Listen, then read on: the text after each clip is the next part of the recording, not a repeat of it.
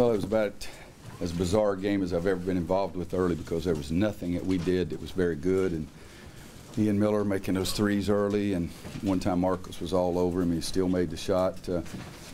But our guys just sort of hung in there. And we started getting a couple of plays made by some guys off the bench. Bryce gave us a lot in the first half off the bench. And then to do that without James Michael McAdoo, who has been our best player in this streak that we've been on because he's played so hard, but just foul trouble got to Gazoo, and then Leslie and Marcus, they gave us nothing. And but then all of a sudden in the second half, Marcus, his teammates started looking for him, and he had to look in his eye and started making a bunch of shots. And then Kennedy Meeks, who hadn't played very well recently as far as scoring or rebounding, was huge for us inside. When you go 11 for 12, that needless to say, that helps you. But it was just a bizarre game. They got off to such a hot start, and then in the second half we shoot 68%, so that's pretty good. Coach, when you get down to this type of a season, this end of the season, talk about the importance of these wins in terms of ACC seeding in the future and getting better looks from the NCAA and just the importance of, and a conference win on the road. Yeah. Well, a conference win on the road is what we talk about. We don't talk about that other stuff because we take care of our short-term goals. The long-term goals will be taken care of. But we're trying to get better every day, and I know that doesn't make for good stories, but we talk about it all the time. I talked to him at halftime. I said, I feel like I've stolen every cookie out of the cookie store. Nobody else got any because I got them all because we were just down 4. I think it was 3 at halftime. And but each win, you look back and we gave some games away early. I mean, you'd say, well, North Carolina most of the time should beat Belmont, for example. And Rick's a great friend of mine, so he'll understand me saying that. But the culture of basketball, kids play in the summer and they play 5 games in one day and they don't even remember which games they won or if they won. I mean, it comes all over. Now we're playing, and every game is important to us. Those first 4 or 5 ACC games, we were 1-4, and those games were really important. But as you're saying, down the stretch, you want to be a confident team, and I think that's helping us playing well. How nice is it to see Kennedy kind of have that game that he had? I know he's been getting a lot more of an increased role. Well, he started probably 5 or 6 games for us, but hadn't played very well the last 2 or 3 games. But 11 for 12, and he does give us some inside scoring. And I think the huge part of it too is our guys passing the ball to him, bounce passes inside. He made one jump shot in the first half, about 10 feet out on the left baseline, and the rest of them, you could cough it in from where he was. But that's okay. I like those. But no, he was big for us, and he's a good passer as well. But it's just, like I say, it's a bizarre game. Coach, the proximity of his shots, you mentioned him being right under the basket. I know part of that's the teammates passing. Is he doing a better job getting positioning down low? Yeah, but those not all, but most of those came on dribble penetration where somebody has to help. I still want him to post up lower where we run plays.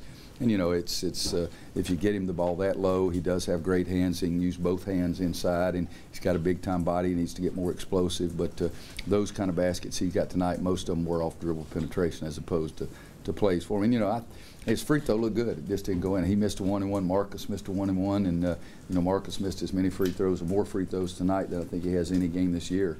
But you like him being on the free throw line at the end too. Bryce was also able to be effective inside. What do you think it was that allowed him and Kennedy to be so successful? Well, we wanted to get as low as we could, as close to the basket as we could, and I think Bryce did that. And again, this guy's got the ball to him.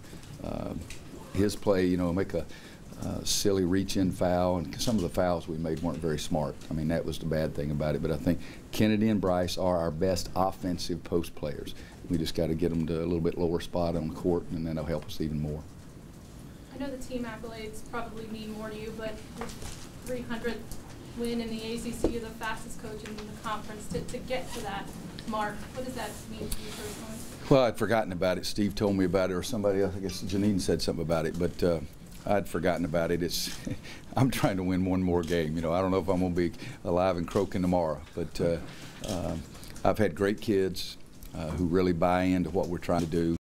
I've always taken a great deal of pride trying to get kids to buy in and be driven towards a common goal, and that's what coaching is. But I'd like to say thanks to Raymond Felton, Jackie Manuel, Tyler Hansbrough, Sean May, Ty Lawson, all those guys, and those guys in the locker room right now, because I believe I've lived a blessed life on that basketball court, and it's been a lot of fun. Hopefully have another win sometime. what's the resolve it takes? You're down double digits, your best player in foul trouble on the road, for you guys to kind of dig down and chip away at it. Just how encouraging was that to see? Well, it was encouraging. You know, the first time out when I called, I didn't do any coaching. I just screamed at them, you know, and I thought that's what they needed. But after that, you know, I said, we can get back in there. We can get back in there. We can get back in there. I said, we missed 2 layups. We missed a wide open 3. We missed both shots of a 2-shot foul.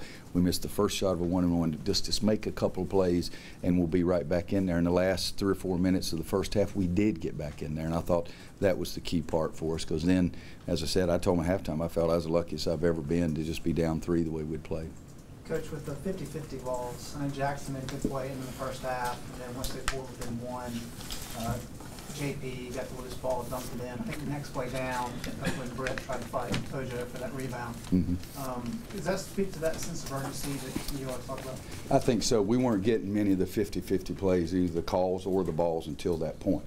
And that's not being critical about anything. We just weren't getting any of those. And I felt like it was time for us to get one. And, you know, I mean, fouls at one time, it was 11-4 in the second half. And, again, I'm not saying we got to be more aggressive ourselves. They're driving at the basket and we're fading away. But it was time for us to get one of those plays. But I love Nate going after the ball against the big foul. There's no question about that. Anybody else? How valuable was it for your team to be able to get some bench players some important minutes today to be able to contribute in a win like this? It was extremely important. You know, James Michael will be rested now. You know, I wanted to get Marcus a little more time, but just took him out in the first half, and I only played him 19 minutes. And in the second half, I guess he played almost, I think we got him 1 rest in the second half. He played 37 minutes. But, no, those guys off the bench. I tell you, Desmond and Jackson, what they did defensively was big for us. Desmond and Jackson are the best defensive post players. All right, Kennedy and Bryce are the best offensive post players. If we could put them together, we'd really have a very good all-around player at both spots.